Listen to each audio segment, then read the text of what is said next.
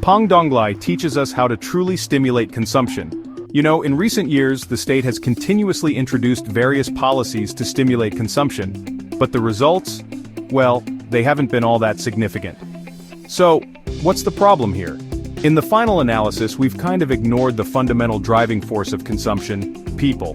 Only when ordinary people have money and leisure can consumption truly occur, and more importantly, continue to occur. To this point, Henan Enterprise Pang Donglai gave us an amazing answer.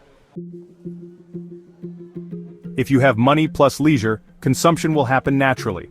In Pang Donglai, the monthly after-tax salary of an ordinary employee can reach 9,000 yuan, and working hours are limited to just 7 hours a day.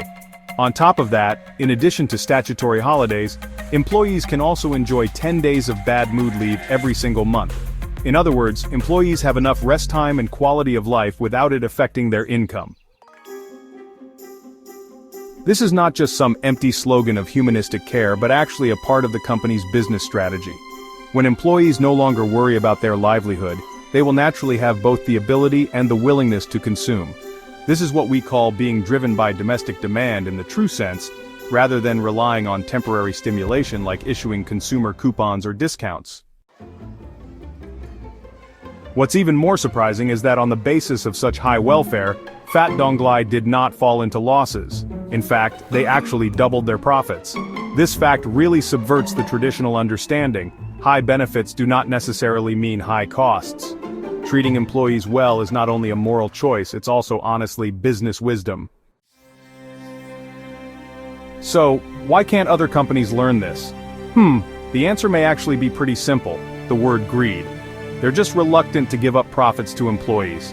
And, well, they're equally reluctant to abandon the old way of squeezing time in exchange for profits. You see, they notice patterns, sure, but they're unwilling to change the essence of their approach. Right now, Sino-US trade friction is intensifying, and honestly, the old path of relying solely on exports to drive the economy is just no longer sustainable. Western countries have started to reduce overtime hours due to legal restrictions, and well, we are also facing external structural pressures. Some companies have begun to respond to the call by forcing employees to get off work at 9 o'clock. But, let's be real here, it's only a superficial change. The workload doesn't actually decrease, and employees, well, they still end up having to continue to work after getting off work. The real transformation lies not in the formal compression of working hours, but in the reallocation of tasks and efficiency. Completing tasks efficiently during working hours is the prerequisite for employees to truly have free time. And this is the path that Pang Donglai took the lead in exploring. What is gratifying is that some officials in Henan have realized the value of the Fat Donglai model and plan to promote its experience in Zhengzhou, the provincial capital. If Henan can take this opportunity to comprehensively promote the reform of local private enterprises, it may really be able to achieve a historical leap from Black Henan to Red Henan.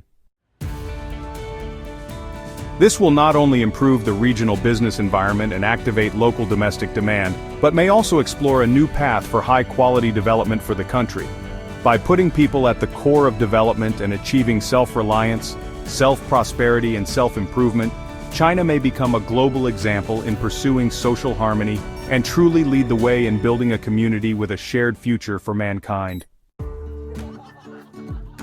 Pang Donglai is not just a company but more like a mirror, which reflects the basic of consumption that we have ignored and illuminates a sustainable and replicable future path.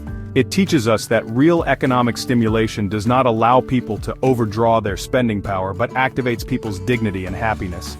When people have money, leisure, and respect, everything really begins. You say, right?